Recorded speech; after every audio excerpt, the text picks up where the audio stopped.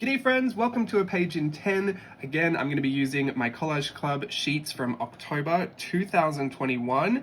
In fact, the only thing I'm going to use is this little lady right here.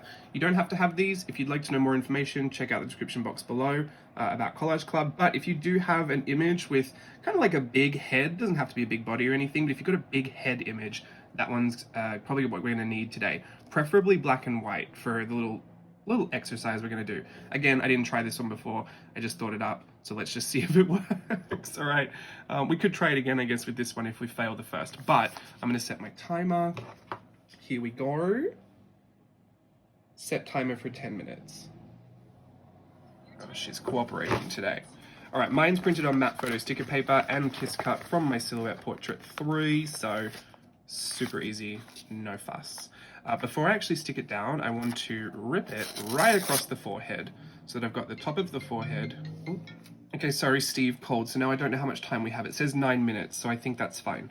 I'm just gonna put this bottom half here, and then I want to put the top half.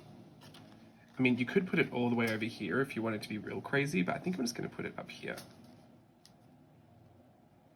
Now, this is going to be a little gory, but I will give you an alternative. We do need a black pen. If you want, fill this space with candy or like Halloween thoughts. You might even want to journal up here. It's essentially you've kind of like ripped open the head and you get to see what's inside. So use that as your inspiration. You know I'm not too gory like this, but I do every now and again get the urge to go a little bit Tim Burton-esque. So where you've ripped the head off, I just want you, that sounds so terrible. I want you to draw a really flat oval just above the eyes. Can you see how it makes her head look hollow now? And I want you to follow this same curve that you did at the bottom of your oval for the top, because now this is the lid. This is the head lid.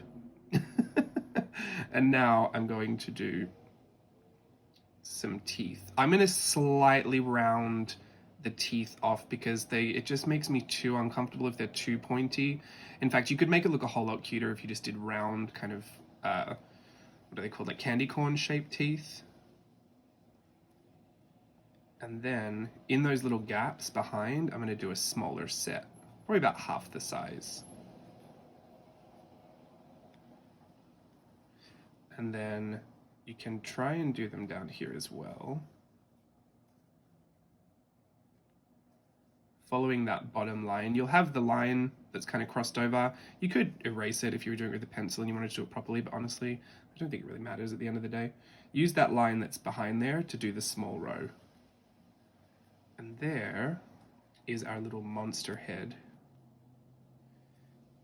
It's kind of floating up in space at this point, and I do want to connect it, so I'm going to add maybe like just a little oval shape here. I'm going to add an oval shape here. I'm going to add a bit of a C, like a C curve. It almost looks like a telephone. I'll run train tracks parallel to that to match them up. And now every so often, I'm just going to add a little curved banana shape to that pipe. So it looks like it's kind of hinged on there. If you do 4 little C shapes on the bottom and the top, they look like rivets. Literally just the letter C in all 4 corners. And then I want to color in between those teeth. I like to scribble it, especially if you've got this image because it's posterized. It's got a really fun like newsprint kind of look, so you can get away with scribbling. You don't have to fill anything in too dark.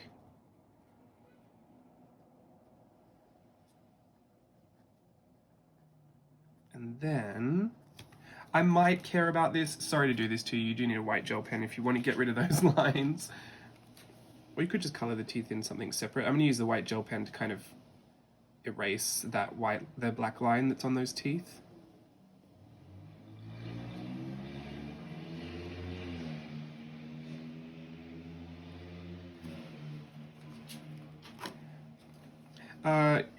Whatever you feel like drawing inside, honestly. I feel like it would be fun to do candy and with like cute little teeth, but I'm going a little bit more sinister, so I think I'm going to do a long scribbly line, and then again train tracks, a bit thicker than the pipe that we did before, And then when I get to the end, I'm going to round it off.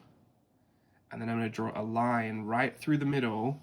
And as I get towards the end, I'm going to kind of break that line a little bit so it becomes more like dots and dashes. It's going to be a big gross tongue.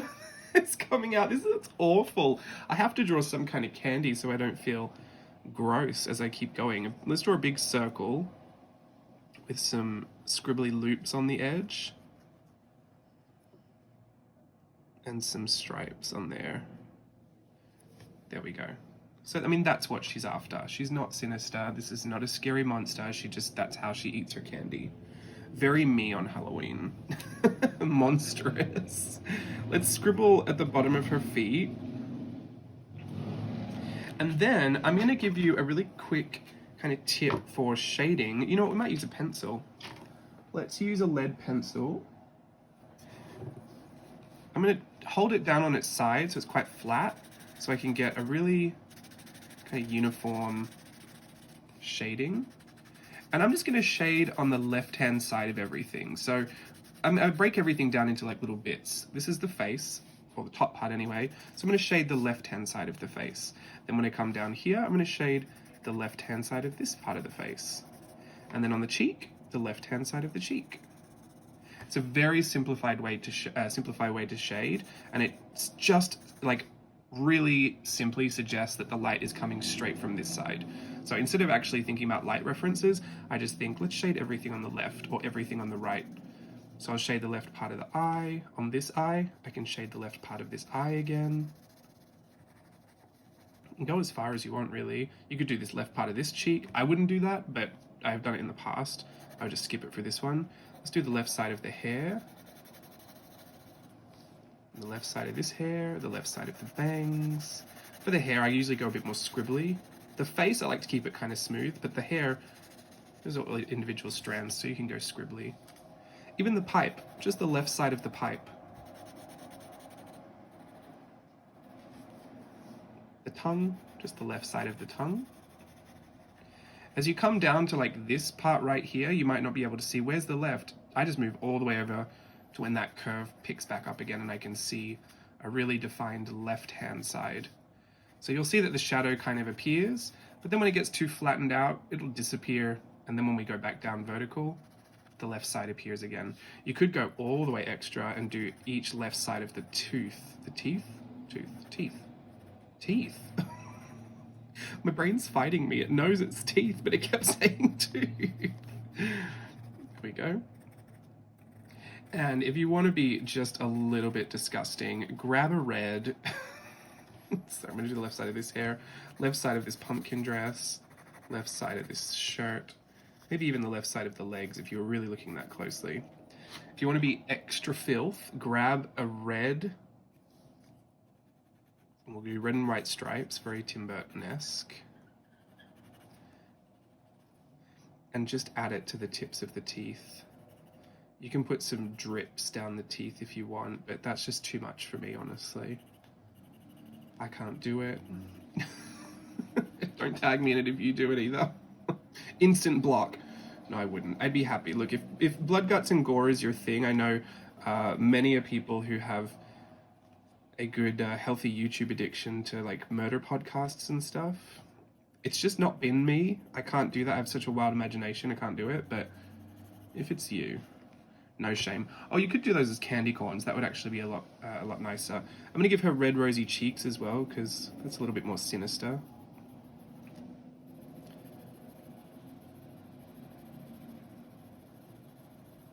And there we go. We have a collage piece from Collage Club that now has completely new life. In fact, since we've got the original, let's put it next to her. Can you see how just with a little, I mean, there's really simple little things we did here. There's a little bit of, you know, theory that goes into it, and the tongue technically comes out of nowhere because we did it all in pen. We weren't really caring about the layering.